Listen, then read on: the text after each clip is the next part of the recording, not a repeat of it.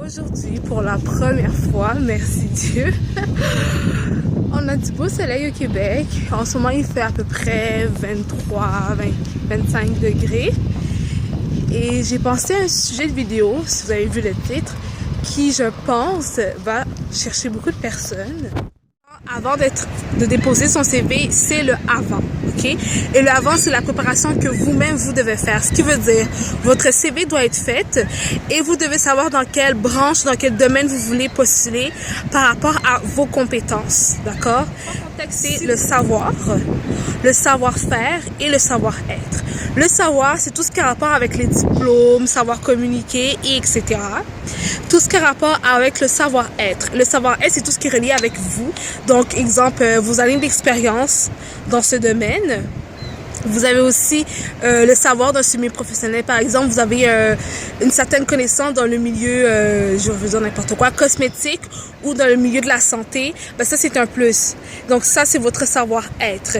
Et le savoir-faire, c'est exemple, savoir faire des plans en 3D ou savoir, peu importe. C'est vraiment tout ce qui a rapport avec la manipulation, si par exemple vous savez comment manipuler un certain logiciel, si vous voulez être embauché dans tout ce qui a rapport avec l'informatique. Donc pour être compétent, il faut deux contextes. Il faut deux trucs très importants. C'est le savoir, donc par exemple les diplômes, vraiment c'est relié avec la compétence, et le savoir-être qui veut dire les années d'expérience, le fait que vous connaissez bien ce milieu-là. Donc, il faut lieu auquel vous voulez postuler à un lien avec ce que vous avez, donc vos compétences à vous, d'accord? Par la suite, vous devez savoir si vous voulez travailler à où est-ce que vous voulez appliquer. Est-ce que vous voulez appliquer dans un endroit qui est proche de la maison, loin de la maison, et pourquoi?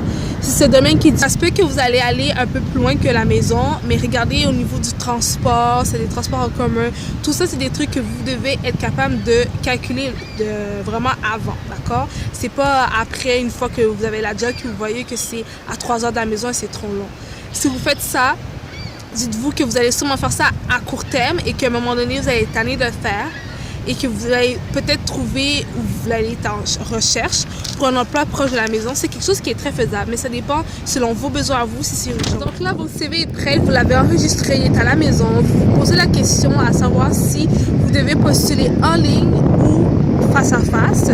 Moi, ce que je vous conseille, c'est ce que j'ai appris dans mon cours et ce que je vais vous expliquer à l'instant même, c'est que le recrutement des employeurs, c'est 80% qui se font à l'interne. Et il y a 20% du marché, ok, 20% des recrutements qui se fait à l'externe. Je l'invite très souvent, il me dit, si vous recrutez quelqu'un pour moi, je vous donne exemple 150 $ de plus dans votre paye, ou une promotion, peu importe, il vous donne quand même un bonus quelconque. Donc ça, c'est à l'interne, d'accord? Après ça, justement, je parle vraiment que les employeurs vont faire. Pourquoi? Parce qu'ils se disent que si la personne travaille ici, elle est compétente et elle va trouver quelqu'un d'aussi compétent qu'elle. Elle va savoir qu'est-ce que l'emploi demande, les plus, les moins, les avantages. Donc forcément, tu vas être capable de faire comme une présélection pour elle par rapport à ce que toi, tu fais dans le travail quotidiennement. Donc pour eux, c'est un plus. Ça demande moins de temps, moins d'efforts. Pour eux, ils savent qu'ils vont plus trouver facilement quelqu'un de compétent que non. D'accord? 80% là que je vais vous parler, allez focuser sur ça. Demandez à vos amis, à vos collègues, vos anciens collègues de l'école ou de la fac ou du collège, peu importe, demandez-leur si dans leur travail, ils cherchent du monde. Parce que c'est vos chances d'être pris dans un nouveau emploi. Après ça, à l'externe, c'est souvent ce que le monde a vraiment l'intérêt à pas faire de premier, qui veut dire les médias, les sites internet, les centres d'emploi gouvernementaux, les associations professionnelles. 20%. Allez pas chercher ces 20%-là. Allez focuser sur le 80%. Qui veut dire, je vous dis pas de jamais le faire en ligne. Moi, je le fais en ligne aussi de temps en temps. Mais sérieusement, toutes les fois que j'ai été pris dans un travail, ça n'a jamais été en ligne. Jamais en garde sur la postulation en ligne. Je voulais vous dire que les grandes entreprises, comme exemple Bombardier ou peu importe des grandes entreprises, ce qu'ils font, c'est qu'en ligne, en plus, chose que peut-être vous ne savez pas, c'est que lors ce système de mots-clés, d'accord? Je ne sais pas comment vous expliquer parce que c'est vraiment compliqué, mais ils ont une banque de données avec des mots-clés et eux, ce qu'ils veulent savoir, exemple, si vous voulez postuler pour vendeuse. Par exemple, ils vont chercher, exemple, j'ai déjà travaillé à la caisse. Si, exemple, tu as écrit oui que tu as déjà travaillé à la caisse, ça fait 2 ans, ben eux, ils vont sélectionner ça, ils vont faire une présélection pour l'employeur. Et l'employeur, elle va tout prendre les personnes qui, par exemple, qui ont déjà fait la caisse parce que c'est le truc le plus difficile. Et là, on a fini pour postuler et tout. On a postulé et on nous appelle pour un emploi. Ce qui est important, guys, c'est vraiment de se planifier, d'accord? Donc, vous allez l'écrire quelque part, vous allez le noter. Vous n'allez pas manquer votre entrevue parce que vous avez passé à côté, parce que vous avez manqué vos bus, parce qu'il a manqué du gaz, parce que vous avez été coincé dans l'embouteillage. Peu importe l'excuse, il n'y a pas d'excuse, d'accord? Ça commence très mal. Si vous faites ça, là, ça montre à l'employeur beaucoup de choses, ok? Donc là, maintenant, l'employeur vous appelle, ok? Vous prenez en note ce qu'il vous dit. S'il vous dit la date, l'heure, regardez si oui ou non ça concorde. Si ça concorde pas, vous lui dites non et vous trouvez vite un emploi du temps libre pour lui, ok? C'est important, moi je vous conseille, arriver à l'heure au moins 15 minutes. 15 minutes pour vous habituer au milieu, regardez le milieu de ce que vous êtes, regardez l'environnement. Prenez le temps de vous préparer à l'extérieur, allez aux toilettes, arrangez-vous, prenez un petit café, détendez-vous parce que souvent on est très stressé.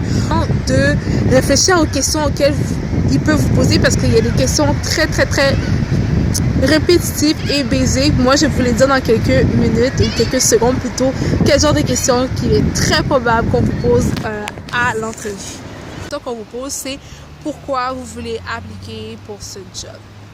Pourquoi chez nous? Pourquoi pas ailleurs? Tu sais, les genres de questions de ce style-là, cette compagnie-là, c'est celle-là que vous voulez et pas une autre. Si vous mettez en avant la compagnie, vous faites en sorte de montrer que c'est celle-là qui est la plus grosse et la plus importante.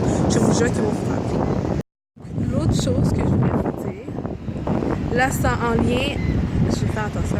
Donc là, c'est en lien avec vous, d'accord? Votre posture, comment parler avec votre futur employeur lorsque vous avez une entrevue. Premièrement, c'est que habillez-vous de façon convenable par rapport au job que vous allez appliquer, d'accord? Peu importe le domaine, je ne connais pas votre domaine que vous allez appliquer, mais habillez-vous de façon à correspondre à cet emploi, ok? Deuxièmement, c'est que lorsque vous voyez votre employeur, serrez-lui la main. Quand vous serrez la main, soyez pas molle, soyez pas trop ferme, ça révèle beaucoup de choses. Donc là, prenez une main. Deuxièmement, lorsque vous parlez avec la personne, assurez-vous d'avoir un bon contact visuel. Essayez de ne pas couper la personne lorsqu'elle parle. Essayez d'avoir un bon débit. Essayez de vous calmer. Essayez de répondre le plus bref possible, mais le plus complet. Essayez de mettre le plus que vous pouvez. Ce que je veux dire, quand je dis bref, c'est pas obligé de faire un livre là. Disez un bon paragraphe complet et sûr de vous, mais pas un livre, ok? On veut essayer les cafés, faites attention avec ça. Quand vous allez à l'entrevue, fermez vos appareils électroniques. Fermez-les, vous savez comment faire. Arrangez-vous pour avoir cette emploi. Je sais que vous êtes capable de faire et si vous avez des questions, quoi que ce soit, vous pouvez me poser, il n'y aura pas de problème. Comme je vous dis, je ne suis pas experte, mais je fais beaucoup. Si vous n'êtes pas abonné à ma chaîne, je vous conseille de vous abonner. Ma chaîne, c'est vraiment tout ce qui rapport avec style de vie, style vestimentaire, beauté. Donc, vraiment, c'est un peu ce truc de fifi, mais ce sujet-là, c'est pas une question de fifi, c'est un sujet pour tout le monde. On se voit